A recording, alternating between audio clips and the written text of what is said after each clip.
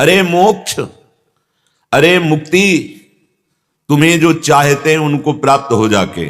कौन चाहते हैं? मुमुक्षुणाम याता, जो मोक्ष चाहते हैं उनको तू प्राप्त हो जा। लेकिन मेरे लिए तू महान अनिष्टकारी है।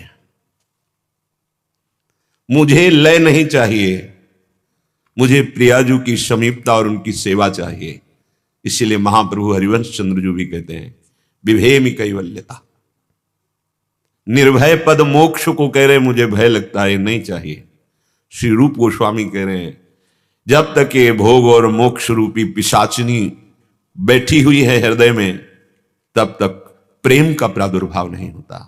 किसी भी भोग की लालसा या मोक्ष पद की लालसा, ये प्रेम धाम वृंदा विपिन का अद्भुत प्रेम रंग है। इसके बिना समझे ये बात समझ में नहीं आएगी, क्योंकि मोक्ष पद कोई साधारण पद नहीं है। ये अंतिम विश्राम स्थिति है मोक्ष। पर प्रेम में कैसा स्वाद है कि मोक्ष पदवी अनिष्टकारी लग रही है। मैं एकत्व में, सायुज्य में, सामीप्य में, ये सारूप्य में, इसमें रति नहीं चाहता। बस दैन्य भाव से अपने आराध्य देव की चरण सेवा और उनके चिंतन में, उनकी मिलन में, उनकी मिलन की चाह में, जैसी भी स्थिति है हम बस रुदन करते रहें। बार बार जन्म हो, बार बार मरण हो, हर पग में हमें दुख विपत्ति मिले, पर हम श्यामा श्याम के अनुराग में रोते रहें। ये बात सबकी समझ में नहीं आएगी। उद्धव जी की समझ में नहीं आई। उनको लगा कि गोपीजन अविद्याग्रसित है, मैं उनको जाकर के ज्ञान सिखाऊंगा कि श्री कृष्ण कण कण में व्यापी परम तत्व हैं, तुम्हारी आत्मा है, तो उनका रुदन बंद हो जाएगा, तो प्रभु भी नहीं रोएंगे।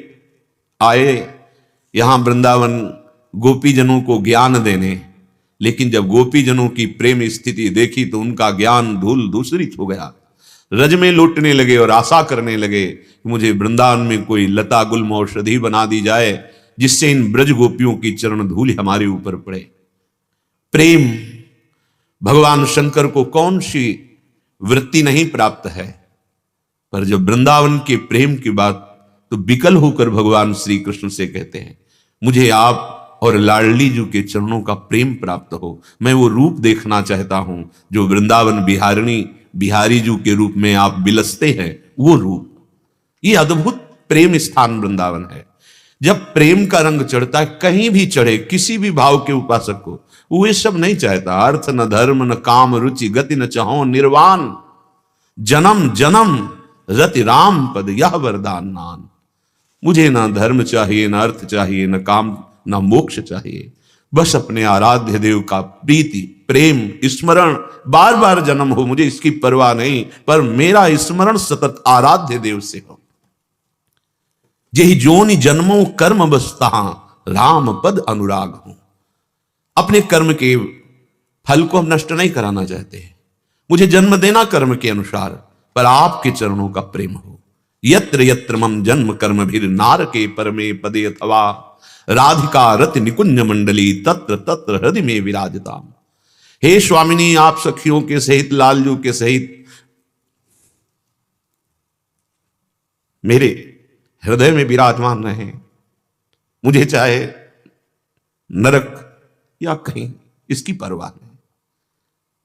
अपने आराध्य देव का सानिध्य हृदय में, उनका चिंतन, इसके आगे कुछ नहीं। प्रभु उसके हृदय को अपना निजी स्थान बनाकर सदैव रहते हैं, जिसके हृदय में कोई कामना नहीं, न स्वार्थ की न परमार्थ की।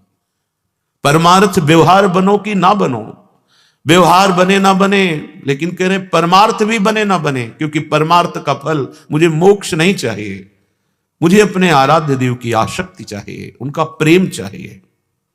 अय मोक्ष, तू उनका वर्ण कर जो मुमुक्षु जन है, मेरे लिए तो तू अनिष्टकारी है। कैसी अद्भुत! अगर वो ना जानते होते मोक्ष पदवी को, फिर बोलते तो होता मोक्ष सुख को क्या जाने। लेकिन ये मोक्ष प्रदान करने वाले महापुरुष हैं। जब प्रियाजू के चरणारविंद का प्रेम, वृंदावन की इस रसमयी भूमि का प्रेम प्राप्त हुआ, तो कह रहे हैं अय मोक्ष, तू अनिष्टकारी है। अगर तू कहीं हमारे जैसे भक्त या प्रेमी जनों के घर गई तो तुझे धिक्कार लगा के, फटकार लगा के भगा दिया जाएगा मोक्ष सुख के लिए। कहां नाशवान सुखों में हम अपने प्रियालाल को भूल जाते हैं, लौकिक सुखों में हम अलौकिक सुख, नाम स्मरण, रूप स्मरण, लीला स्मरण भूल जाते हैं। प्रेमी जनों की क्या स्थिति है? मोक्ष सुख भी। अगर तू हमारे जैसे प्रेमी भक्तों के घर जाएगी, मुक्ति मोक्ष, तो तुझे धिक्कार मिलेगा, आदर नहीं। श्री भगवान भी कहते हैं जो मेरी सेवा में रत हैं, सारिष्ट सामीप्य सायुज्य एकत्व आदि जो मोक्ष है, इसको मैं देता हूं तो भी वो स्वीकार नहीं करते। दीयमानम न गृहणंती बिना मत सेवनम जना, क्योंकि वो मेरे सेवा सुख में निमग्न है। मोक्षाधिपति भगवान से प्रेम हो जाना, इससे बढ़कर कोई उपलब्धि नहीं। प्रेम ये पंचम पुरुषार्थ है। ये जिसके हृदय में प्रकट हो जाता है, प्रभु अधीन होकर संग ही संग डुलते हैं। एक क्षण के लिए कभी प्रभु का वियोग नहीं होता, वो उसके मानस नेत्रों में बसे रहते हैं। श्रीपाद कह रहे हैं ना यायास्तम मुक्ते कुकृति रूप वृंदाटवी तदा। मैं जानता हूं कि तू कुकृत्य करवा देगी। अब आप सोचिए, मोक्ष की अभिलाषा रखने वाले के हृदय में मृत्युलोक की क्या बात, ब्रह्मलोक तक के भोग उसे मिथ्या अनुभव में आते हैं। फिर यहां जो कहा कुकृत्य, क्या कुकृत्य? तू मुझे प्रियालाल से अलग कर देगी, नहीं चाहिए। हमें समाना नहीं प्रियालाल में, हमें प्रियालाल की सेवा करनी है। ये प्रेमी जन ही जान सकते हैं, दूसरा नहीं।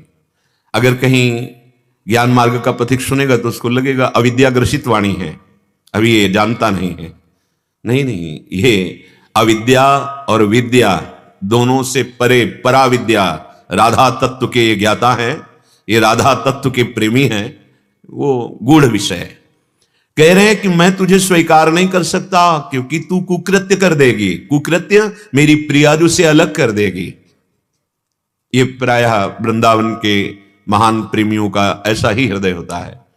नहीं चाहिए धर्म अर्थ काम मोक्ष, बेकार है हमारे लिए। कितनी बड़ी बात है, धर्माद्यर्थ चतुष्टयम विजयताम किम तद्वृथा वार्तया। और मुझे ईश्वर की एकांतिक भक्ति भी नमस्कार नहीं चाहिए। क्या अद्भुत स्थिति है। सही कांतेश्वर भक्ति योग पदवी त्वारूपिता मूर्धनि, ऐसे प्रणाम करता हूं। नहीं, आपको चाहिए क्या? बोले यो वृंदावन सीमा, जो वृंदावन की सीमा में विराजमान है, जिनका दर्शन, जिनका सानिध्य वृंदावन की कृपा से, वृंदावन के रसिकों की कृपा से होता है। यो वृंदावन सीमनि कश्चन घनाश्चर्य किशोरी मणिस्तत् कैंकर्य। ये कैंकर्य रस बहुत दुर्लभ रस है। तत्कैंकर्य रसामृताधिपरम चित्ते न में रोचते। मेरे चित्त को और कुछ नहीं रुचता। जो वृंदावन में विराजमान श्री स्वामिनी जो है, इनके चरण का सानिध्य, इनकी चरण सेवा के सिवा मुझे कुछ नहीं। तो श्री जी के जो चरणों की आसक्ति है, श्री जी के चरणों की जो दासता है, तो श्री राधा किंकरी नाम लुठत चरण यो अद्भुता सिद्धि कोटि। करोड़ों अद्भुत सिद्धियां शक्तियां उसके चरणों में लौटती रहती हैं। जो गोरे चरणारविंद की आराधना में तन्मय होकर श्री स्वामिनी जी को सुख पहुंचाता है, स्वामिनी जी की सेवा करता है। श्रीपाद कह रहे हैं श्रेयर दुष्टायास्ते जगत नहीं नामपि भविता। तुम्हारा नाम भी हमें पसंद नहीं, मोक्ष नहीं पसंद। क्या स्थिति है, प्रेम की क्या स्थिति है। ये मोक्ष पदवी प्रदान करने वाले महापुरुष, ये ज्ञान समुद्र में गोते लगाने वाले महापुरुष हैं। कोई साधारण भगत बोलता तो उसकी भी बात माननी होती, लेकिन असाधारण ज्ञानी और असाधारण प्रेमी वो कह रहे हैं अरे मोक्ष अगर हमारे सामने आएगा तो हम तुझे दुष्ट कह के संबोधन करेंगे, क्योंकि तुम हमें प्रियाजू से अलग कर दोगे। ये मुझे नहीं चाहिए। प्रियालाल के चरणारविंद की प्रीति, प्रभु आसक्त हो जाते हैं, प्रभु आसक्त हो जाते हैं। प्रभु में अपने जीवन को समर्पित करके प्रीति प्राप्त करने के लिए बहुत दुर्लभ भक्त होते हैं जो चलते हैं।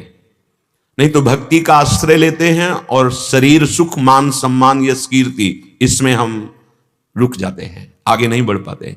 कोई बिरला इनको पार करके मोक्ष सुख का भी त्यागी। पहले इनको पार करे तब मोक्ष सुख जागृत होता है। उस मोक्ष सुख से भी विरति, वहां भी रति नहीं, और रसिकों का संग, तब प्रियालाल के चरणों की प्रीति प्राप्त होती है। यह सिद्धांत है। लेकिन कृपा सीधे रसिकों का संग और प्रियालाल की प्रीति, सीधे, उसे कोई अन्य यात्रा नहीं करनी पड़ेगी। इसीलिए रसिक संग दुर्लभ बताया गया है। प्रियालाल के प्रेम में डूबी हुई रसिकों का संग ये त्रिभुवन में सबसे दुर्लभ लाभ है। यदि मिल गया तो विश्वास करो, अगर उनके वचन के अनुसार चलोगे तो इसी जन्म में पंचम पुरुषार्थ प्रेम की प्राप्ति हो जाएगी। जिसकी बुद्धि प्रेम में लग गई प्रभु के, अब उसे कुछ प्राप्त करना बाकी नहीं रहा। जब सर्वलोक महेश्वर अखिल कोटि ब्रह्मांडों के ईश्वर प्रेम के अधीन होकर पहले प्रेम प्राप्त करने के लिए जोई जोई प्यारो करे सोई मोहि भावे, और जब प्रेम प्रकट हो जाता है तो भावे मोहि जोई सोई सोई करे प्यारे। सिद्धांत है। प्रेमी जनों के हृदय में वही स्फुरण होता है जो प्रभु करते हैं। उनके हृदय में जो स्फुरण होता है वही प्रभु करते हैं। भगवत ऋषि जी ने कहा, हम वही गाते हैं जो लीला करते हैं, और हम जो गाते हैं वही वो लीला करते हैं। भावे मोहि जोई सोई सोई करे प्यारे। अपने हृदय को यदि महान सुख में निमग्न करना चाहते हो, श्री सूरदास जी महाराज कह रहे हैं, ये दिव्य नेत्र संपन्न है। वो मोक्ष में सुख नहीं है जो प्रियालाल के प्रेम में सुख है। अरे एक जरा सा बिंदु प्रकट हो जाए प्रेम का, हृदय बहा बहा घूमता है। पर आचार्य कृपा न हो तो प्राण क्षमता नहीं कि उस प्रेम को सह जाए, हृदय की गति रुक जाए, इतनी क्षमता नहीं। वो आचार्य प्रदत्त मंत्र, आचार्य प्रदत्त उपासना से हृदय परिपक्व होता रहता है और प्रेम को सहने की सामर्थ्य प्राप्त होती है। प्रेम महान सुख, महान आनंद, जिस आनंद की याचना आनंद सिंधु समुद्र प्रभु कहते हैं। लाडली जिसे मांगत लाल लाडिलो नागर, वो हमारी प्रियाजू, वो हमारे लालजू महाराज, इनसे प्रेम हो जाना एक कठिन बात है। सबसे दुर्लभ बात प्रेम है। प्रेम कामना रहितम है। कोई अगर अंदर कामना है फिर प्रेम का प्रादुर्भाव होना भी विलंब है। किसकी कामना करें, क्या कामना करें? सब परिवर्तनशील, नाशवान, समय को बर्बाद करना, यही माया का प्रभाव है। हमारे चित्त को आकर्षित करके सुख बुद्धि इस संसार में हो जाना, यही उसका स्वभाव है। जो माया के स्वभाव और प्रभाव को जान जाता है वो भगवान के स्वभाव और प्रभाव में आसक्त हो जाता है। अभी हम जानते नहीं, बहे चले जा रहे हैं। सूरदास जी कह रहे, जो सुख होत गोपाल ही गाए, सो सुख होत न यज्ञ तप कीन्हे, कोटिक तीरथ नहाए, जो सुख होत गोपाल ही गाए। मद्भक्ताय त्रिगायन्ति तत्र तिष्ठामि नारदः। जहां मेरे भक्त मिलकर मेरा नाम कीर्तन करते हैं, मेरा यश गाते हैं, गुण गाते हैं, वहीं मैं रहता हूं। मेरा परिचय, मेरी उपस्थिति, मेरा प्रभाव स्वभाव वही जान सकता है जो मेरा नाम कीर्तन करता है, मेरा लीला गुण कीर्तन करता है। इसके अलावा आप बड़ी बड़ी यज्ञ कर लें, सकाम अनुष्ठान कर लें, या भारी तपस्या कर लें, या भारत के सब तीर्थों का स्नान कर लें, उस सुख का किनका नहीं मिलेगा जिसे भगवदानंद कहते हैं। वो नाम कीर्तन, नाम सुमिरन, लीला गुण गायन, इसी से प्राप्त होता है। खास बात समझ लीजिए, जितने बड़े महापुरुष हैं ये दो बातें पाई जाती हैं, हरिशरणम हरिशरणम। और चार महापुरुष सनक सनंदन सनातन सनत कुमार, एक प्रवक्ता बन गया, तीन श्रोता बन गए, चल रही भगवत लीला गुणगान की अद्भुत रसधारा डूब रहे हैं। ये जिसकी समझ में आ जाए वो प्रेम को प्राप्त हो जाएगा। ये भगवत चर्चा सीधे प्रेम प्रदान करती है। प्रभु की लीला कथा सुनते सुनते हृदय में चाह पैदा हो जाती है कि जिनको मैं सुन रहा हूं जिनके लिए मैं जीवन अर्पित कर रहा हूं, वो मेरी बात कब सुनेंगे? कब भर नेत्र उनको देखो। हम तो कहते हैं कि वो हमारे श्यामा जो हमारी हैं, हमारे माई श्यामा जो को राज, कभी वो भी सामने प्रकट होके कह दे तू मेरा है। ये लालसा अंदर प्रकट होती है, ये चाहत हृदय की। बड़े भाग्यशाली जिनकी ये चाहत बन जाती है। करोड़ों तीर्थों का अवगाहन, भारी से भारी तपस्या, बड़े बड़े यज्ञ अनुष्ठान, ये सब भगवत प्रेम का किनका भी नहीं प्रकट कर सकते, इनकी सामर्थ्य नहीं है। ये सब शुभ के अंतर्गत आते हैं। तप करने वाला तपलोक जाएगा, यज्ञ करने वाला स्वर्गलोक जाएगा, तीर्थ यात्रा करने वाला बहुत बहुत महारलोक जाएगा। ये आब्रह्म स्तंभ पर्यंतम सर्वम मायामय जगत, ये मायामय है। भगवत साक्षात्कार कराने की योग्यता केवल भगवत नाम भगवत गुणों में है। यदि नाम जब चल रहा और लीला में आसक्ति हो गई, प्रभु की लीला का गायन कर रहे हैं, श्रवण कर रहे हैं। गोकर्ण जी ने अपने पिता को यही आदेश किया था, संतों का संग करो, लोक धर्म का त्याग करके भागवत धर्म में स्थित रहो, किसी के गुण दोष मत देखो, सदैव साधु पुरुषों की सेवा करो। और भागवत के दशम स्कंद का पाठ करके वो भगवत प्राप्त हो गए। दशम स्कंद में भगवत लीला गायन, प्रभु की लीलाओं में अमोघ सामर्थ्य है, व्याकुलता पैदा हो जाती है भगवत दर्शन की। ये बड़े भाग्यशाली जन होते हैं जिनको लीला में प्रीति हो जाए, लीला गायन में, लीला श्रवण में। निर्मल चित तो सोई साचो, कृष्ण बिना जिहि और न भावे। नैनन की छवि है चतुरता, जो मुकुंद मकरंद ही ध्यावे। निर्मल चित्त का क्या परिचय है कि हमारा चित्त, हमारा मन निर्मल हो रहा। बोले जिसे अपने आराध्य देव के सिवा ना कोई बात अच्छी लगती, ना कोई सुख अच्छा लगता है। ये हृदय की बात होती है, ये कहा नहीं जाता ये सब हमें अच्छा नहीं लगता। ये कह रहा है अभी स्थिति ठीक नहीं है, कहा नहीं जाता, सहा जाता है। सबके बीच में है, व्यवहार कर रहा है, गृह कार्य कर रहा है जैसे गोपीजन, लेकिन स्थिति ना गृह में है, ना कार्य में है, ना परिवार में है, स्थिति कृष्ण में है। यहां करें निर्मल चित्त सोई साचो, वही सत्य निर्मल हृदय वाला है जिससे प्रभु के सिवा कुछ अच्छा नहीं लगता। पर यह नहीं कि उसे प्रभु के सिवा कुछ अच्छा नहीं लगता तो ऐसे बैठा रहता है, कोई कार्य नहीं करता, ऐसा नहीं। गोपीजन सब कार्य कर रहे हैं, गृह कार्य सम्यक रूप से कर रहे हैं, पर ना स्थिति गृह कार्य में है, ना गृह के जनों में है, प्रभु श्री कृष्ण चंद्र जी में है। ये नेत्रों की सार्थकता है, इसमें मुकुंद का मकरंद रस भर जाए। मुकुंद है कमल तो मकरंद है प्रियाजू। कृष्ण चंद्रजू के हृदय का प्रेम है प्रियाजू, तो श्री कृष्ण चंद्रजू है कमल, तो पराग है हमारी प्रियाजू। बोले ये प्रियालाल तुम्हारे नेत्रों में समा जाए, यही सार्थकता है इन नेत्रों की। बहुत देख लिया, कभी इनके देखने के लिए तड़पन हृदय में आ जाए। सुनते हैं आप हो, पर कहां हो मेरी पहुंच नहीं है। पर सुनते सुनते ऐसा आ गया है कि अब आपको देखूं, आपको मिलूं, कैसे मिलूं, असमर्थ हूं।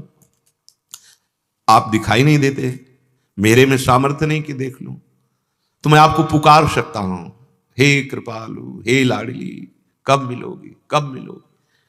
हमारे नेत्र तभी सार्थक होंगे जब आप नेत्र गोचर हो जाओगे, हमारे नेत्रों में बस जाओगे।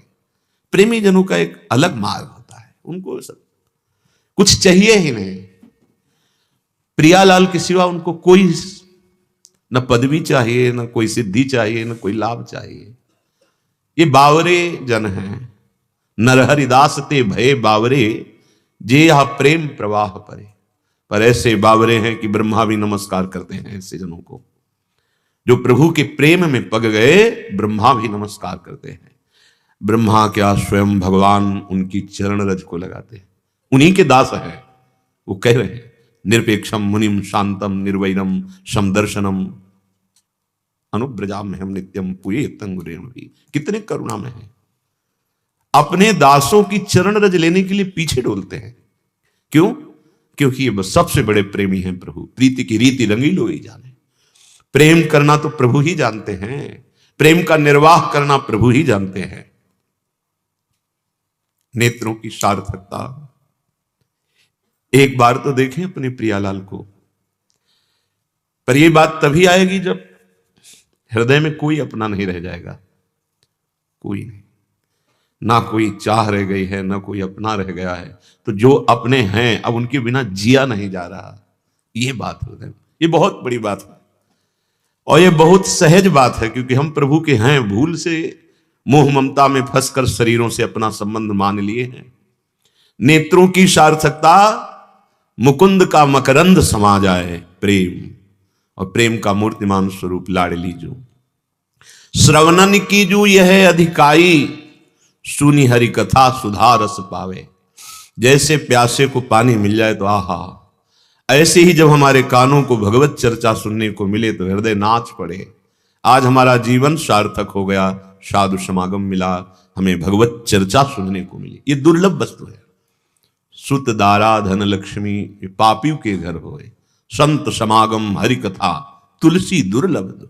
यदि भगवत प्रेमी महात्माओं का सानिध्य और भगवत चर्चा सुनने को मिल रही तो हृदय में उमंग होनी चाहिए कि हमारा जीवन सार्थक हो गया, हमारे ऊपर हरिजू की बड़ी कृपा हुई, हमें साधु समागम मिला। करते ही जे श्याम ही सेवै, चरणन चली वृंदावन जावे। ये हाथों की सार्थकता है कि भगवान की सेवा बन जाए। कई बार प्रार्थना की है, अगर आप घर में ठाकुर जी को विराजमान कर लेते हैं, आपका क्या चला जाएगा। प्रतिपल उनकी दास्ता का भाव कर लोगे तो परमानंद में डूब जाओगे। ये घर किसका? ठाकुर जी का। ये संपत्ति किसकी? ठाकुर जी की, प्रियालाल की। हम सब परिवार के सेवक हैं। जो भोग लगे प्रसाद पाओ, जो संपत्ति लाओ सामने रख दो। मालिक वो हैं। भला देखो तुम्हें माया कैसे फंसाती है, माया तुम्हें कैसे परास्त करती है। उसकी ताकत ही नहीं है, क्योंकि तुमने अपना सर्वस्व प्रभु को मान लिया। लेकिन मनमानी आचरण करने वालों को ये बात अच्छी नहीं लगेगी। जो भाग्यशाली जन हैं उनको बिना घर में ठाकुर विराजमान किए, वो भूतों का घर है। पंचभूत तो यही है ही है, वो भूतों का डेरा है। जहां ठाकुर विराजमान नहीं किए गए, नाम कीर्तन नहीं होता, भगवत चर्चा नहीं होती, साधु चरण रज नहीं पड़ी, वो घर क्या है? वो भूतों का डेरा है। घोर अशांति, कलह, वासना का तांडव यही होता है। पैरों की महत्ता है कि वृंदावन आया जाए, परिक्रमा लगाई जाए, यहां की गलियों में दर्शन के हेतु विचरण किया जाए। ये जीवन की, अगर चल लेते हो तो यहां चलना बहुत बड़ा लाभ का विषय है। धीरे धीरे चलकर नंगे पैर राधा वल्लभ जी के दर्शन, बिहारी जी के, राधा रमण जी के दर्शन, ऐसी कुंज वीथियों में चलो और चिंतन कर जा रहे हैं हम प्रभु के दर्शन करें। एक एक कदम तुम्हारा महातीर्थ होता चला जाएगा। धाम की रहनी हमें पता नहीं है, इसलिए लाभ नहीं ले पा रहे हैं। कामधेनु है धाम, कल्पतरु है धाम। यहां अधिक से अधिक समय भजन में देना चाहिए, चाहे 2 दिन के लिए आए हो, और यहां कम भोजन पाना चाहिए, जिससे हमारे भजन में विक्षेप ना हो, कोई वासना हमसे गलत आचरण न करा दे। बहुत सावधानी से। यहां पैदल चलने का बहुत महत्व है। धाम है ना, अगर आप शरीर स्वस्थ है और आप दर्शन करने पैदल जा रहे हैं, एक एक कदम करोड़ों यज्ञ समानता नहीं कर सकते। बस हम लोग संग्रह करना विषय और धन को जाने हैं, भगवत भजन को, परम लाभ को तो जानते ही नहीं है। यहां भी आकर के व्यसन, बीड़ी, सिगरेट, पान मसाला इधर उधर थूक दिया, वैष्णव जनों के पैर में पड़ा। बहुत सावधान। धन्य हो गए चरण उसके जो चलकर वृंदावन में विचरण किए।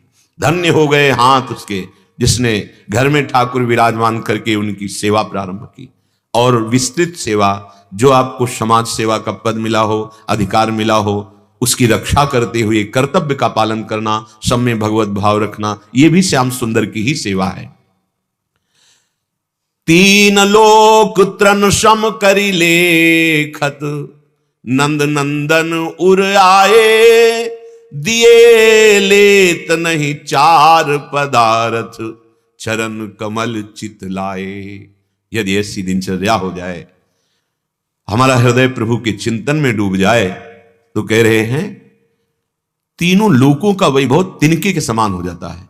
कुछ जब आपको झूठा समझ में आ जाएगा तो आप क्यों उठाएंगे, व्यवहार वैसे ही करेंगे, पर है झूठा। ब्रह्म सत्यम जगन मिथ्या, ये सत्य विषय है। ये अभी समझ में नहीं आ रहा, जब प्राण निकलने का समय आएगा तो एक बार तुम्हें समझ में आएगा। जैसे गर्भ में सैकड़ों जन्मों की याद आती है, ऐसे अंतिम समय फाइनल में पूरे जीवन के कर्म उसके सामने परिणाम रूप में नाचने लगते हैं, उसी का चिंतन होता है। अब वो भगवत चिंतन करने का अधिकार खो दिया, फिर मन पछताई है, अवसर बीते, वो अंतिम समय है। ये जितना भी हम प्रपंच फैला रहे हैं ये सब उस समय बाधित करता है। यही प्रपंच भगवत प्राप्ति का हेतु बन जाएगा। इसे साधन बना लो, जीवन का परम लाभ ले लो।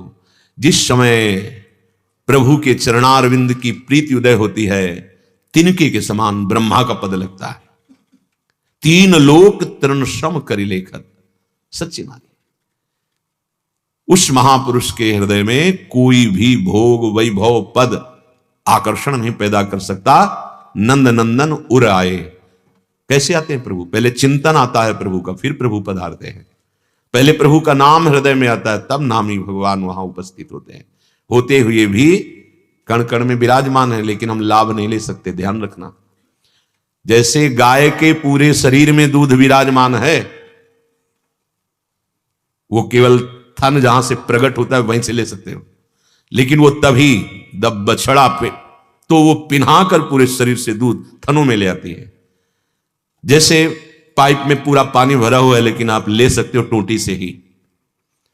जैसे मेहंदी के रेसे रेसे में लालिमा है, पर पद्धति से पीसकर जब हाथ में लगाओगे तब लालिमा दिखाई देगी, नहीं ऐसे देखो उसमें हरा के सिवा कुछ नहीं है।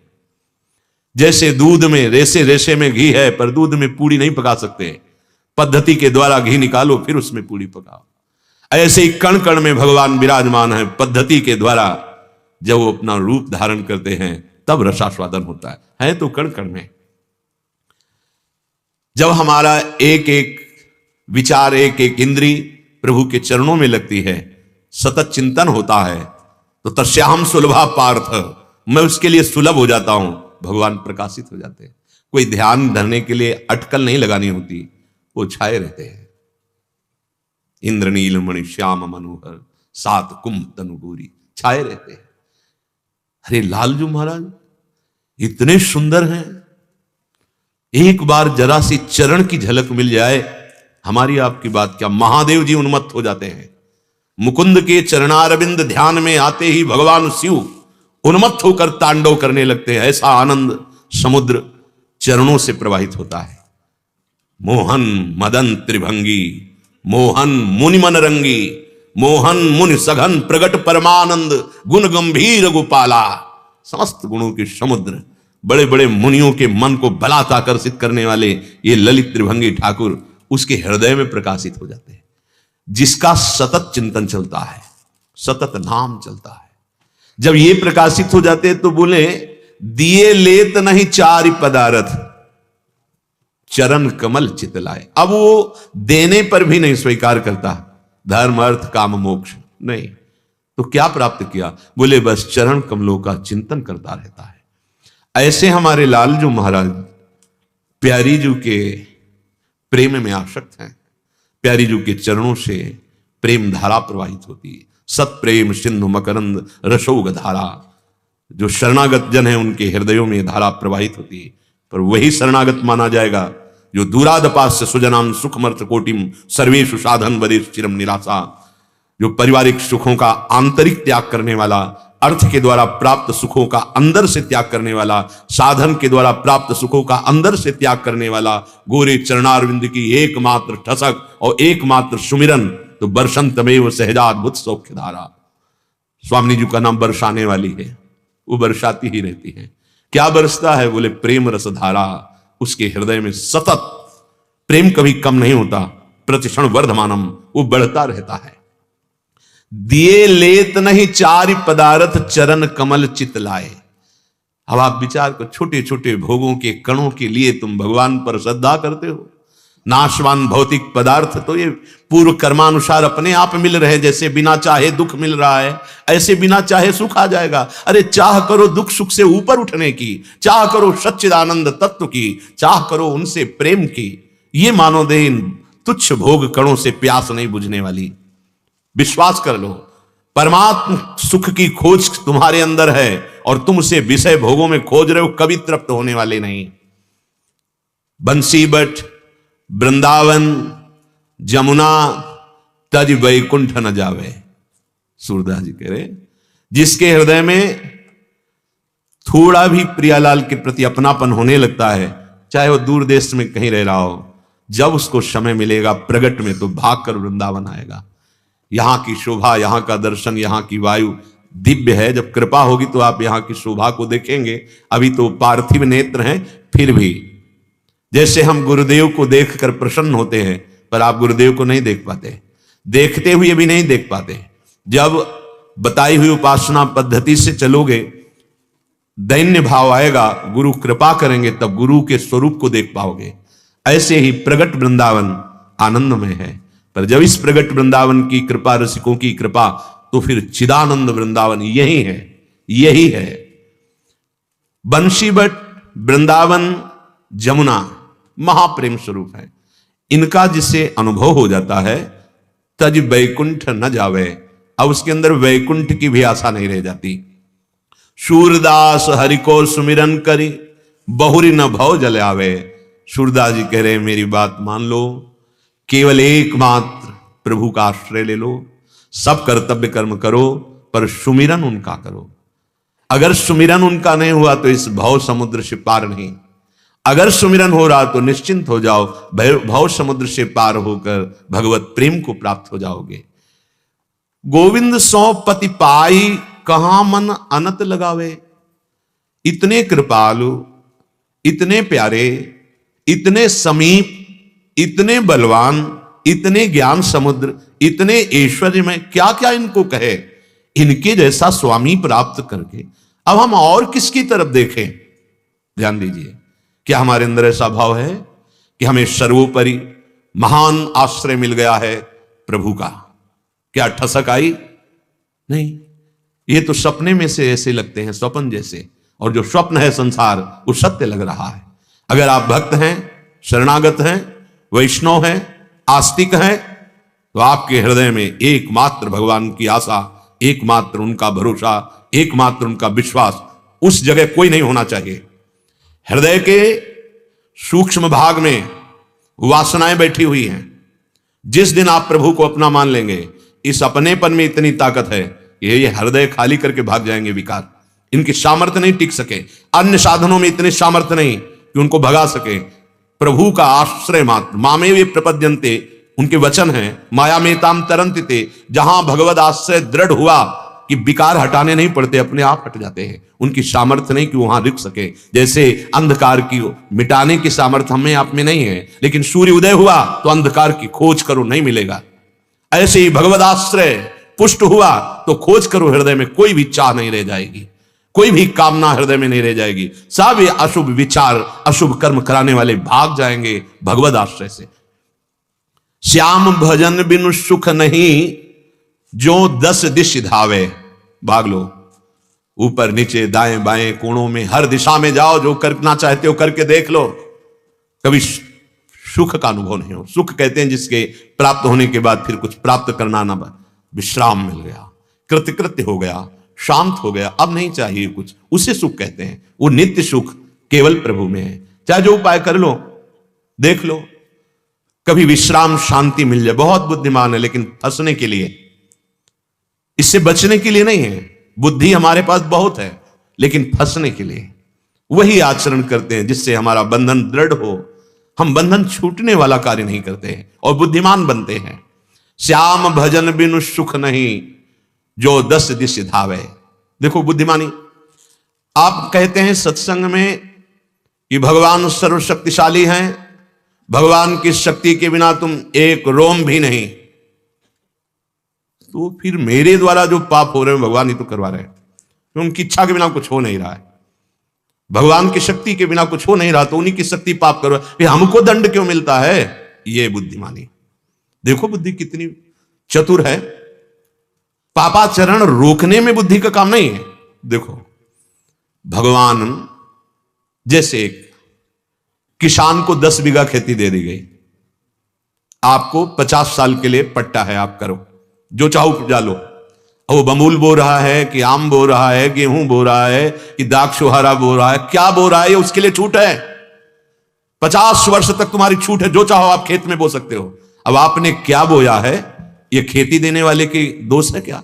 बोने वाले तो आप हो। भगवान ने आपको नेत्र इंद्री दी, श्रवण इंद्री दी, वाक इंद्री दी, सब शक्ति दी तुम्हारे अंदर। अब तुम पापाचरण करते हो कि पुण्याचरण करते हो, ये तुम बो रहे हो।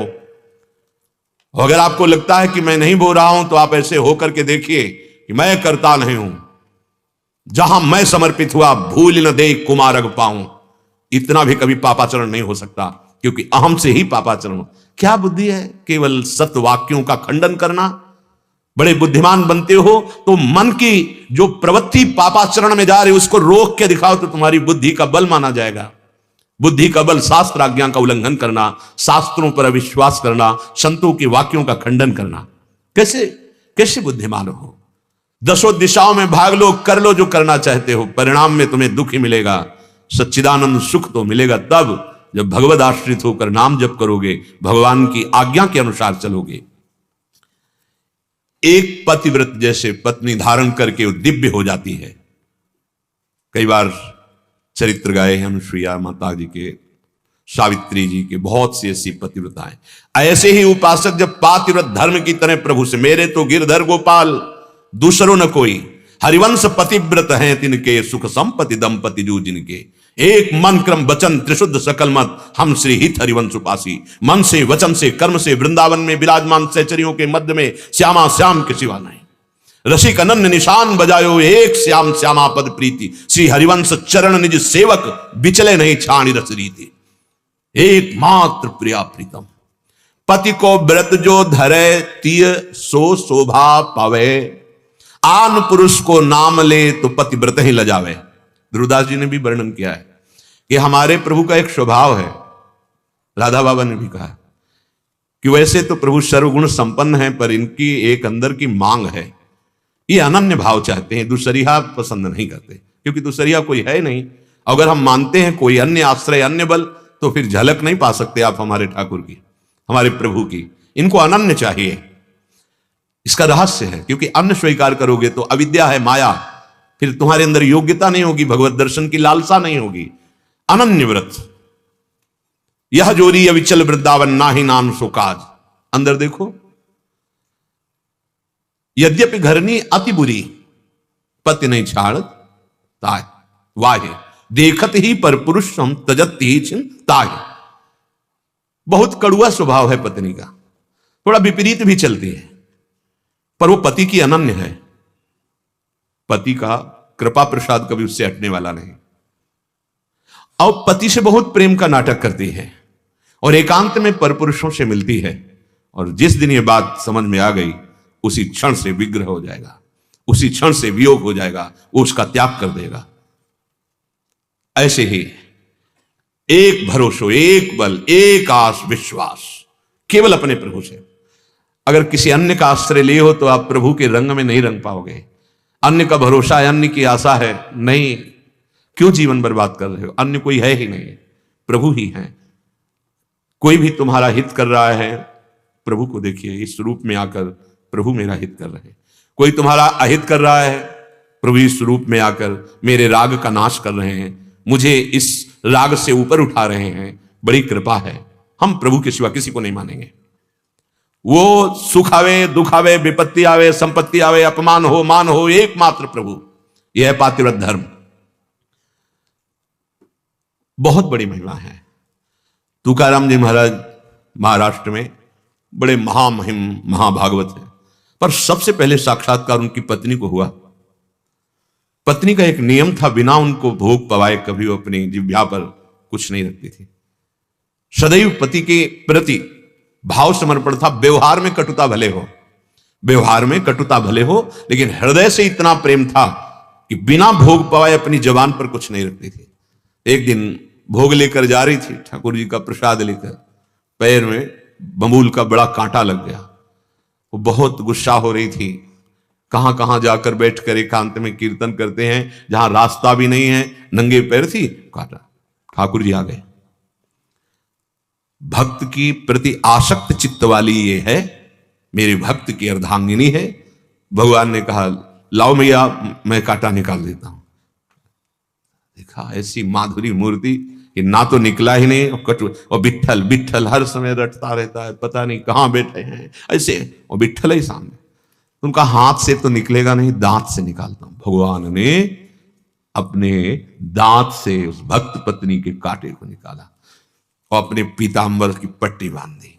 जो भगवान शंकर आदि के ध्यान का विषय है उन प्रभु को, जब तुकाराम जी के पास थोड़ा सा ऐसे, तो क्या हो गया, कहां कहां आप विराजते हो, नाम कीर्तन करते रहते हो, देखो हमारे कांटा लग, तो कांटा कहां, लाओ निकाल दे। बोले नहीं, निकाल दिया। वो इतना बड़ा एक बालक आया था, सांवला सांवला था, बहुत ही सुंदर था, दांत से काटा। जब दृष्टि गई तो देखा पीतांबर का आनंद। ओहो तुम्हारे ऊपर इतनी कृपा। भगवान का साक्षात्कार सबसे पहले, भक्त चरण रज का आश्रय लेने वाले पर भगवान बहुत जल्दी प्रसन्न हो जाते हैं। भक्त चरण धरि भाव तरत भव सिंधु अगाधा, अजहू सोच विचारी के गही भक्तन पद ओट, तो हरि कृपाल सब पाछली क्षम है तेरी खोट। ये मेरे प्रभु का निज जन है और मैं इनका बिका हुआ दास हूं, तो भगवान उसके अधीन हो जाते हैं। आन पुरुष को नाम ले पतिव्रत ही लजावे, देखने की तो बात जाने दो। उत्तम पतिव्रता का लक्षण होता है उत्तम के अस बस मन माही सपने हो आन पुरुष जग। उत्तम के मन, जो उत्तम पतिव्रता होती है उसके मन में बात बसी रहती है कि अगर पुरुष कोई है तो मेरा प्रीतम इसके सिवा नहीं। ऐसे भक्त के हृदय में रहता है मेरे प्रभु के सिवा कोई नहीं, चराचर जगत मेरे प्रभु ही बने हुए हैं, अन्य की कोई भावना नहीं। यदि हमारे हृदय में प्रभु के प्रति अनन्यता हो जाए और भगवद आश्रित होकर नाम जप करें, प्रभु की लीला गुणगान करें, तो जो मोक्ष सुख को भी ठुकराने वाला परम सुख है वो प्रेम प्राप्त हो जाए। श्री भगवान अर्जुन जी को गीता जी में उपदेश कर रहे हैं, मनुष्य के पास जो शरीर है भगवान ने दिया है, ध्यान से सुनना, जो योग्यता है भगवान ने दिया है, पद भगवान ने दिया है, अधिकार भगवान ने दिया है, विद्या बल बुद्धि जो कुछ दिया है वो सब भगवान ने दिया है। पक्का बड़े कृपालु हैं, मुक्त होने के लिए इन द्वंद्वों से अवसर दिया है। ये जो तुम्हारे पास मिला हुआ है ये कुछ समय के लिए छीन लिया जाएगा, फिर सरकारी है। शरीर, योग्यता, पद, अधिकार, विद्या, बुद्धि, बल, धन, जो भी, ये सब प्रभु की तरफ से मिला हुआ है और आप देख रहे हैं अंत में सब छोड़कर चले जाते हैं। इसलिए तुम अपना काम बना लो, तुमको भी छोड़ के जाना है। क्या काम बनाना है? इससे भगवत भाव करके दूसरों की सेवा कर लो। बैंक बैलेंस यहीं रह जाएगा, लेकिन यदि तुमने किसी बीमार की सेवा कर दी है, किसी भूखे को भोजन, कोई सर्दी में कांप रहा है, नहीं आपके पास, अगर आपके पास एक चद्दर है वही उड़ा दिया, हम कष्ट सह लेंगे, आपको बहुत बड़ी यज्ञ हो गई, बहुत बड़ा कर्तव्य का पालन हो गया। जो दूसरों की सेवा के लिए भगवान ने तुम्हें अवसर दिया है, यदि इस बात को ना जानकर कि ये सब मेरी वस्तु मैं भोगता हूं, यही तुम्हारी दुर्गति करा देगा। तुम्हारी नहीं, ना तुम लाए हो ना ले जाओगे, बीच में तुम्हें मिला है केवल सेवा के लिए, अपने शरीर की सेवा, अपने शरीर संबंधियों की सेवा और प्राप्त समाज की सेवा, राष्ट्र की सेवा। जितना तुम में योग्यता है, पद है, अधिकार है, विद्या है, बल है, धन है, बुद्धि है, ये सब में भगवत भाव करके सेवा करने के लिए मिला है। हमारी भारतीय संस्कृति शास्त्रों का सिद्धांत है मानव जीवन केवल भगवत प्राप्ति के लिए है, और वो होता है शरीर और समस्त पदार्थों की ममता त्याग से। कैसे त्याग करें? ऐसे त्याग करें, मात्र शरीर की सेवा करनी है, भोग नहीं। तुम शरीर बनकर जो भोगते हो यही तुम्हारे बंधन का कारण है। शरीर की सेवा, उचित समय पर भोजन, उचित समय पर शास्त्राज्ञा के अनुसार भोगों को स्वीकार करना, ये सेवा हो जाएगी। अगर शरीर को मैं मानकर मनमानी आचरण करते हो, ये तुम्हारे बंधन, दुख प्रदान करने वाला, नरक यंत्रणा प्रदान करने वाला बन जाएगा। ये शरीर संसार का हिस्सा है, इसको सेवा में लगा दो, इसका बंधन कट जाएगा। इसके द्वारा जितने भी कर्म हुए हैं उन सब से आप छूट जाएंगे यदि सेवा धर्म में कर्तव्य कर्म का पालन कर लोगे। हमारे में जो विशेषता भगवान ने दी है वो दूसरों को सुख पहुंचाने के लिए दी है, चाहे धन की हो, चाहे बुद्धि की, चाहे बल की, चाहे पद की, योग्यता की, जो भी विशेषता आप में है वो दूसरों को सुख पहुंचाने के लिए, दुख पहुंचाने के लिए नहीं। अगर कोई मनुष्य इनका दुरुपयोग करने लगता है तो दैवी शक्तियां उसको दंड देने लगती हैं। ध्यान से सुनिए, तुम्हारे पास जो शरीर है, योग्यता है, पद है, अधिकार है, विद्या है, बुद्धि है, बल है, साधना है, वो अपने लिए नहीं है। अपने को कुछ नहीं चाहिए, साधना का फल भी नहीं चाहिए, अपने को दूसरों की सेवा में लगाना है। बोले भाई हमारा जीवन अब इसका फल होगा, तुम जीवन मुक्त हो जाओगे। जो अपने लिए करता है वो बद्ध पुरुष है, जो दूसरों के सुख के लिए करता है तो उसका भी तो फल होगा।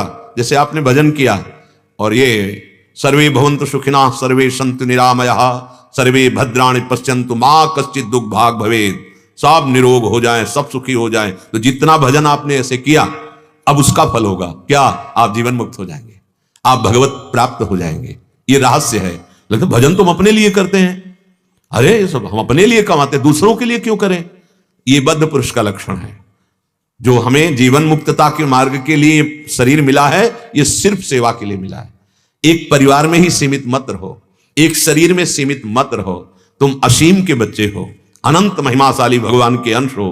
तुम्हें अपने स्वरूप में यदि स्थित होना है, जीवन मुक्त होना है, तो सेवा करनी ही है। शरीर से, बुद्धि से, बल से, धन से जो भी प्राप्त है वो जीवन मुक्त होने के लिए प्राप्त है। नहीं करोगे छूट जाएगी।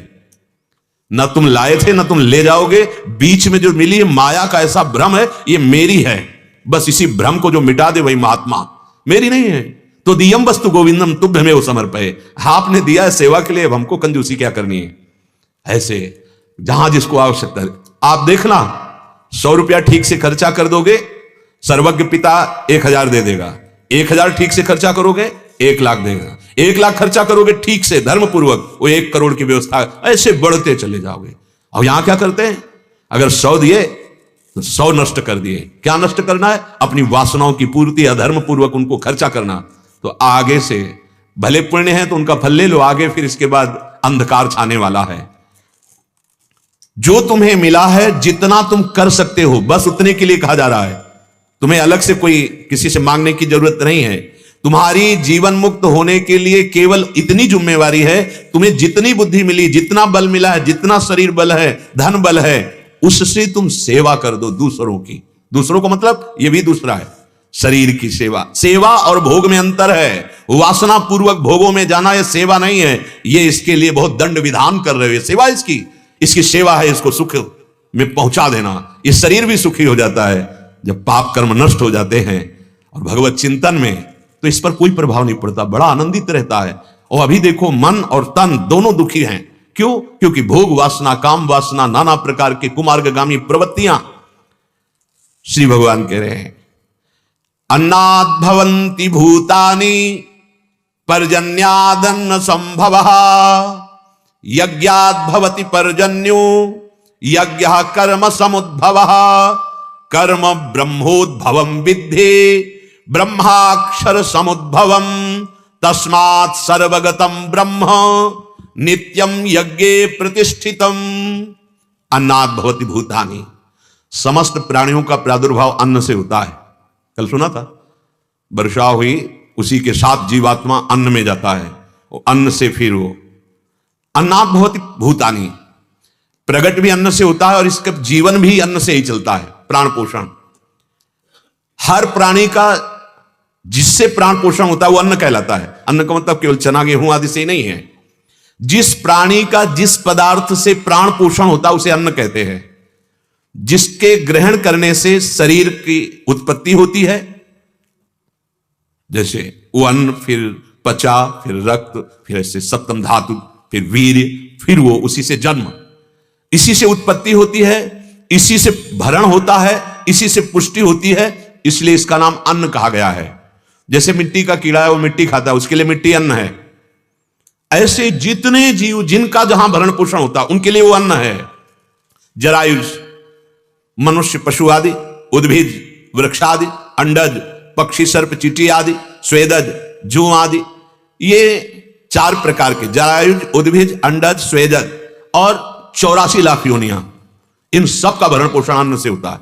अन्न का मतलब जिनके लिए जो नियत किया गया कि आप ये खा के जीवित रहे, जैसे मनुष्य है, इसके लिए ये सुंदर सुंदर फल हैं, बहुत से ये अन्न आदि में अपने जो लिए हैं, उसके लिए मांस, मछली, अंडा, ये निकृष्ट क्रिया के द्वारा जीवों की हिंसा करके, ये नहीं है, हमारे लिए अधर्म है। और हिंसक पशु और राक्षस, उनके लिए वो विधान है। उनको पाप थोड़ी लगता है, सिंह को पाप थोड़ी लगता है जब वो आक्रमण करके किसी पशु का आहार करता है, ये उसके लिए अन्न है। हमारे लिए अलग विधान है। अगर आप विधान से इधर आएंगे, शास्त्रीय विधान से, तो आपको पाप लगेगा, उसका दंड भोगना पड़ेगा। जरायुज, उद्भिद, अंडज, स्वेदज, 4 प्रकार के और 84 लाख योनियां। अब जैसे सर्प तो एक योनि है, अब सर्प में कितने प्रकार के सर्प हैं, ऐसे इन सब का भरण पोषण अन्न से, अन्नाद भवति भूतानि पर्जन्यादन्न संभव। जितने भी खाद्य पदार्थ हैं, इन सब का प्रादुर्भाव जल से होता है।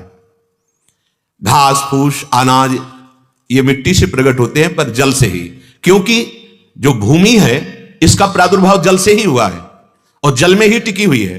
ये जो भूमि है, पृथ्वी, इसका प्रादुर्भाव जल से हुआ है, इसका जनक जल है और जल में ही टिकी हुई है भगवान की स्तंभित शक्ति से। इसलिए अन्न, जल, वस्त्र, मकान, शरीर निर्वाह की समस्त सामग्री, सूक्ष्म रूप से जो भी पोषण, ये सब का आधार जल है। जल भगवान क्रम से बता रहे हैं। अन्नाद भवति भूतानि, अन्न से समस्त भूतों का प्रादुर्भाव होता है, पोषण होता है, पुष्टि होती है। लेकिन समस्त भूतों के पोषण की जो भूमि है वो जल से प्रकट होती है। जो अन्न है उसका पोषण जल से ही होता है। यज्ञात भवति पर्जन्यः, प्राय वर्णन किया गया पीछे कि यज्ञ का मतलब अपने लोग केवल स्वाहा आदि आहुतियों से समझते हैं। इतना ही नहीं है, एक अंग में वो भी कहा जा सकता है, लेकिन यहां यज्ञ का वाचक है अपने कर्तव्य का पूर्णतः पालन करना। उससे देवता प्रसन्न होते हैं और जिससे सुख समृद्धि बढ़े वैसी वर्षा करते हैं। अगर आप अधर्म से चलोगे, अनावृष्टि और अतिवृष्टि आपकी फसल को चौपट कर देंगे, आपकी सुख सुविधाओं को नष्ट कर देंगे। कर्तव्य का पालन, कर्तव्य रूपी प्रधान यज्ञ पर ध्यान दें, जिसका जो कर्तव्य है। श्री भगवान कह रहे हैं मुख्यतः अपने कर्तव्य में सुख का त्याग करना होता है। जैसे आहुति में होता है तो घृत आदि वस्तुओं का अग्नि में त्याग करना होता है, स्वाहा। अपने कर्तव्य में अपने माने हुए सुख का त्याग करना होता है, तभी कर्तव्य की पूर्ति होती है। उसे कर्तव्य नहीं करते कि सामने वाले को हमने पानी पिलाया और आशा की कि एक बार तो हमें धन्यवाद बोले, एक बार थोड़ा कृतज्ञ होकर के बोले, वो उसे कर्तव्य नहीं। कर्तव्य कहते हैं उसको पानी पिलाया और मुड़ गए, दोबारा कभी देखने पर याद भी ना आवे कि हमने जब प्यासा था इसे पानी पिलाया था। अगर ऐसा है कि वो धन्यवाद दे या हमें बहुत कृतज्ञ दृष्टि से देखे, वो कर्तव्य नहीं है, वो स्वार्थ की पूर्ति मानी जाएगी। कर्तव्य नेकी कर दरिया में डाल, दोबारा तुम्हारा उससे स्वार्थ का कोई भी भावना, जैसे पुत्र का कर्तव्य पिता के अधिकार की रक्षा करते उसको सेवा करना। अब वो पिता हमारे को गाली दे या अपमानित करे, ये हम नहीं, क्योंकि हम उससे सम्मान या मीठे वचन नहीं चाहते, हम अपने कर्तव्य का पालन। ये इसीलिए यज्ञ करना कोई साधारण बात है क्या? इसी से सारे कर्म बंधन नष्ट हो जाएंगे, समस्त दैवी शक्तियां प्रसन्न हो जाएंगी अपने कर्तव्य का।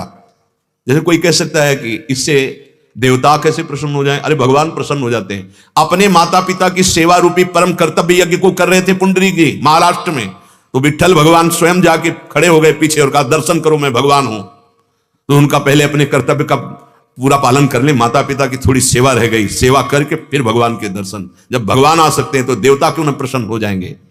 जो अपने सुख का त्याग करता है उसे तपस्वी कहते हैं। हाँ, यही तप है। जो हम व्यवहार कर रहे हैं बहुत अच्छा, सामने वाला कड़वा व्यवहार कर रहा है और उसको हम सह गए, लेकिन अपने कर्तव्य से नहीं चुके, तो भारी तपस्या बन गई। अपने सुख का जो भोगी है वो कर्तव्य का पालन कर ही नहीं सकता। सेवक सुख चाहे मान भिखारी, व्यसनी धन शुभ गति व्यभिचारी, कदापि नहीं। पराई माता बहनों से व्यभिचार करता और सोचे कि हम दान पुण्य करके परम पद प्राप्त कर लेंगे या पाप नष्ट कर लेंगे, प्रश्न ही नहीं उठता। सेवक सचराचर स्वामी रूप भगवंत, जीवन मुक्त होने के लिए सेवा धर्म बहुत आवश्यक है, पर सेवक सुख चाहे नहीं, वो सेवक नहीं है। सेवक सुख देने वाला होता है। कर्तव्य कर्म वही कर सकता है, अर्थात यज्ञ वही कर सकता है कर्तव्य कर्म रूपी, जिसने स्वार्थ का त्याग कर दिया, आराम का त्याग कर दिया, भोग सुख का त्याग कर दिया। यज्ञ शब्द दान, तपस्या, शास्त्र विहित क्रियाएं, कर्तव्य कर्म, ये सब आता है यज्ञ के अंतर्गत। बृहदारण्य में, उपनिषद का नाम बृहदारण्य है, एक कथा आती है। प्रजापति ब्रह्मा जी ने देवता मनुष्य असुर तीनों को बुलाया और कहा तुम द का पालन करो। द। अब विचार मगन हो गए तीनों की, ब्रह्मा जी ने द, इसका क्या भाव होगा? देवताओं के पास भोग वैभव विलासिता बहुत अधिक है, अप्सराएं गंधर्व सब दिव्यता है, अधिकता होने के कारण उनको उपदेश किया द, अर्थात इंद्रियों का दमन करो, तभी तुम दूसरों को सुख पहुंचा पाओगे। दैवी शक्ति तभी सुरक्षित रहती है। किसी ने प्रश्न किया था कि आप कहते हैं सब ब्रह्म है, तो ब्रह्म की शक्ति हमें क्यों नहीं जागृत हो रही? क्योंकि तुम ब्रह्म स्वरूप में स्थित हो क्या? तुम तो देहाभिमानी इंद्रियों के भोगों के गुलाम बन रहे हो। कैसे तुम्हें अपने स्वरूप का बोध हो? कैसे तुम्हारी शक्तियां जागृत हो? शक्तियां जागृत करने के लिए पहले शक्तियों का संचय करो। अपने जीवन को बर्बाद कर रहे हो पापाचरण करके। और यही तो कहते हैं बुद्धि बहुत है, क्षण में तर्क। अगर मैं ब्रह्म हूं तो कहां है मेरी शक्तियां? पहले तो ब्रह्म का बोध हुआ। देहाभिमानी, मन का गुलाम, इंद्रियों का गुलाम, अपनी इंद्रियों की शक्तियों को नष्ट कर रहा है गलत आचरणों में और वार्ता कर रहा है ये मेरी शक्तियां कहां गई? अरे तू पहले अपने में तो स्थित हो, देह भाव को प्राप्त है, और जब अपने में स्थित हो जाएगा तो ब्रह्मविद ब्रह्मयु भवति, फिर शक्तियों की जरूरत नहीं है, तो महान परमानंद स्वरूप ही है।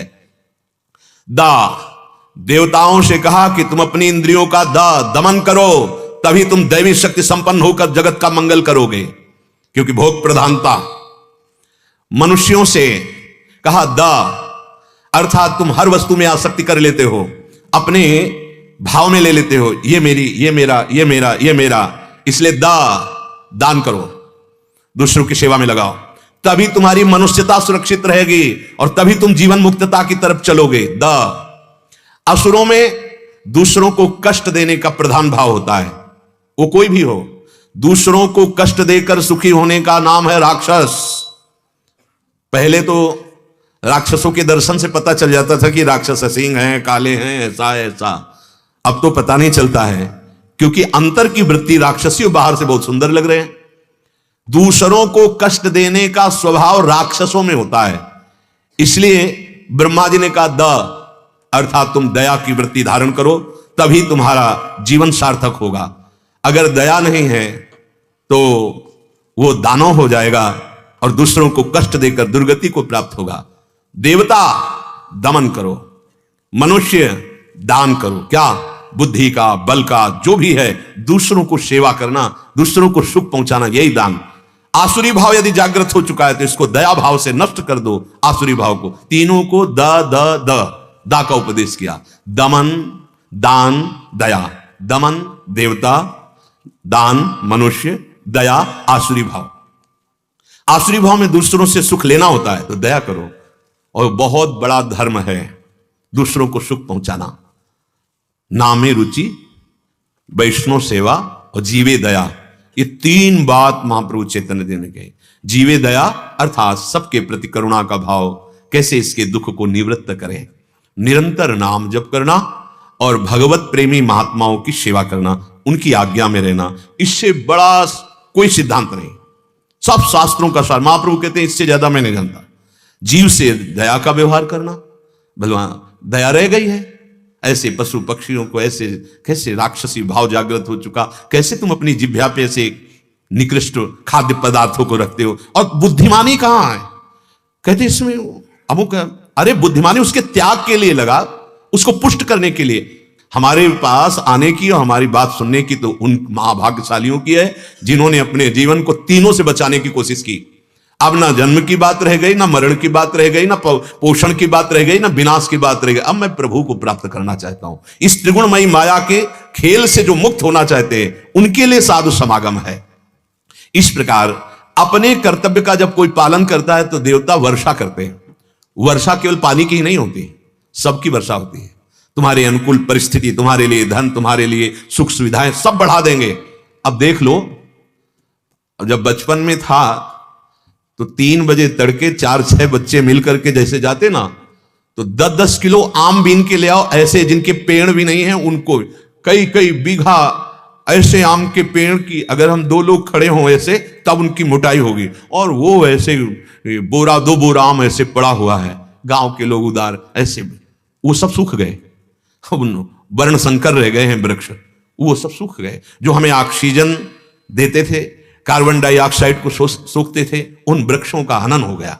देखो कहां प्रकृति में कितने स्वादिष्ट सब्जियां ऐसे ऐसे फेंक दी गई बीज, और वो छप्पर पे लग गए, ऐसे ही साधारण उबाल, इतना स्वादिष्ट। गाय के गोबर से खेत इतना स्वादिष्ट गेहूं, पर ऐसे नहीं होता था 40 मन, 1 बीघे में 8 मन 10 मन, बहुत स्वाद। अब वही केमिकल छिड़का जाता है, डाला जाता है, वो अन्न दूषित हो रहा है, हमारे आचरण दूषित हो रहे हैं। जो सुख की वृत्ति कहां रह गई? ना भोजन में, दूध लगता है कि ना पियो तो अच्छा है, पता नहीं कौन सा पाउडर केमिकल उसमें मिला हुआ हो, ऐसे ऐसे जैसे पनीर, ऐसे जैसे ऐसा लग रहा हो कि प्लास्टिक खा रहे हैं क्या, ऐसा लगता है। कहां वो शुद्धता चली जा रही, हमारी बुद्धि नष्ट होती जा रही, हमारा आहार विहार ऐसा होता जा रहा है कि शरीर ही स्वस्थ नहीं रहेगा, विचार ही स्वस्थ नहीं रहेंगे। और आने दो कलयुग, अभी तो थोड़ा समय, इसीलिए भजन कर लो, बुद्धि को शुद्ध कर लो। यदि अपने कर्तव्य का पालन करेंगे तो समय से वर्षा होगी, समय से सुख सुविधाएं आपको दी जाएंगी, दैवी शक्तियां हैं। कई बार बताया, जैसे हमारे राज कर्मचारी हैं, अगर आप ठीक से चलोगे तो वही आपको सहयोगी बनकर रक्षा करेंगे, और अगर आप गलत चलोगे तो वही हथकड़ी पहनाकर पिटाई करते हुए तुम्हें न्यायाधीश के सामने पेश करेंगे। ऐसा ही विधान समझ लो। जितने देवता ग्रह नक्षत्र हैं, ये सब सरकारी एजेंसियां हैं, अलग अलग विभाग है। जैसे यहां जल विभाग है ना, तो वरुण देवता, धन विभाग तो जैसे कुबेर देवता, दंड विभाग यमराज, हर विभाग है, अग्नि विभाग, वायु विभाग, आप बिल्कुल ऐसे समझो जैसे यहां बिजली विभाग, जल विभाग अलग अलग है ना, ऐसे भगवान का विशेष। आप अगर अधर्माचरण करेंगे तो हर विभाग आपके खिलाफ हो जाएगा, हर जगह से आपको दंड मिलना प्रारंभ हो जाएगा। देखो बुद्धि काम नहीं करती। एक समय था कि तालाबों का पानी पिया है, इतना निर्मल मीठा जल, सुंदर बड़े बड़े सरोवर, झील, गंगा जी का तो विश्व केवल गंगा जल, क्योंकि किनारे ही रहना, कुआं ऐसे 10-15 हाथ में पानी, चलो सब गया। हैंड पैप का जमाना आया, परिक्रमा लगा रहे हो, एक आदमी चला दे या एक हाथ से ऐसे करके पी लो, हैंड पैप का भी समय गया। कुआं गए, हैंड पैप गए, किसी आप सरोवर, झील, नदी, पानी नहीं पी सकते। पानी बिक रहा है, पानी वो भी शुद्ध है, क्या है कैसा है कुछ पता नहीं है। अगर प्यास बुझानी है तो आपको पैसा देके प्यास बुझानी पड़ेगी, घूम आओ, ना कुआं है ना हैंड पैप है ना। अब पहले उदारता में बड़े बड़े प्याऊ ऐसे मटकों में, ब्रज की रज की मटकों में पानी भराओ और पिलाने के लिए, और सब धीरे धीरे भाव ऐसे अंतर ध्यान होते जा रहे। आप पूरी परिक्रमा में जाओ, अगर पीना है आपको तो पैसे लगा, समय बदल रहा है। अभी तो ऐसा है कि अब ऑक्सीजन लेने के लिए पैसा से मशीन ला करके जीने के लिए हवा शुद्ध लेनी पड़ेगी। आप जितना पापाचरण करते जाएंगे, कर्तव्य का पालन नहीं करेंगे, दैवी शक्तियां आपको नष्ट कर देंगी, हर सुविधा हटा देंगी। केवल दैवी शक्तियां बाहरी थोड़ी, अंदर हर देवता का शासन है, और बीच में देवाधिदेव भगवान विराजमान है। होश में चलो, अपने अपने कर्तव्य कर्म का पालन करने वाले के ऊपर दैवी शक्तियों की कृपा अपने आप होती है, वर्षा होती है, सुख सुविधाएं, अनुकूलता, विचार सब बाहर भीतर सब आनंद में। यदि मनुष्य अपने कर्तव्य का पालन नहीं करेगा तो यही दैवी शक्तियां उसको नष्ट कर देती है। बहुत बहुत तरह से हमारा शरीर किसी भी क्षण नष्ट हो सकता है, इसलिए सावधान। अपने कर्तव्य का पालन करते हुए भगवद आश्रित होकर निरंतर नाम जप, हर सत्संग का सार यही है, हर प्रश्न का उत्तर यही है, हर शंका का समाधान यही है। भगवद आश्रित, अपने कर्तव्य का पालन और नाम जप, किसी के आगे हाथ नहीं फैलाना पड़ेगा। ये जो आप लोगों को ऐसा लगता है कि किसी का आशीर्वाद या कोई भी अन्य विधान आपको संतुष्ट कर सकता है, तो हमारी प्रार्थना मान लेना। प्रार्थना, आपका कर्तव्य यदि छूट गया, आप अधर्माचरण करते हैं, पापाचरण करते हैं, तो आप कहीं भी चले जाएं, कुछ भी दे ले रहे, ये देने लेने वाला क्षेत्र नहीं है। ये अवश्य में भोक्तव्यम कृतम कर्म शुभाशुभम, तुम्हें भोगना पड़ेगा। कोई भी तुम्हें नहीं बचा सकता। एकमात्र अगर बचाने की सामर्थ्य है तो भगवान श्री कृष्ण चंद्र जी में, हरि में, उन्हीं में, राम कहो शिव कहो जो कहो, एकमात्र भगवान के सिवा कोई क्षमा नहीं कर सकता। ऐसा कोई विधान नहीं कि तुम्हारे सर्व संचित पाप को भस्म कर दे। कोई तीर्थयाटन में इतनी सामर्थ्य नहीं कि संचित पाप, हां वर्तमान के कुछ पापों का नाश तीर्थयाटन में होता है, इसलिए एकमात्र सर्वधर्मान परित्यज्य मामेकम शरणम व्रज अहम त्वाम सर्व पापेभ्यो मोक्षयिष्यामि मा शुचा। किसी से आशीर्वाद मांगने की जरूरत नहीं, घिघियाने की जरूरत नहीं। अपने आचरणों को सुधारो, भगवद आश्रित रहो, नाम जप करो। यदि आचरण ठीक नहीं है तो कहीं भी चले जाओ, किसी के भी पास चले जाओ, आचरण विहीन को कभी भी किसी के द्वारा सपोर्ट नहीं प्राप्त होता। दिया तो वरदान, सिद्धियां दी भगवान अवधूत शिरोमणि दत्तात्रेय जी ने शास्त्राबाहु अर्जुन को, आचरण विहीन नष्ट हो गया, काट के फेंक दिया भगवान परशुराम जी ने, वंश का विनाश कर दिया। भगवान शिव का कृपा पात्र बना, लंका जैसे स्वर्णिम देश का राजा बना, महान बलशाली, आचरणहीन हो गया तो वही हनुमान जी के रूप में उसी लंका में आग लगा दी, उसी का नाश कर दिया गया। इसलिए बहुत सावधान, अपने कर्तव्य का पालन करो, नाम जप करो, भगवद आश्रित रहो। ये सब शास्त्रों का, सब संतों के हृदय का सार है।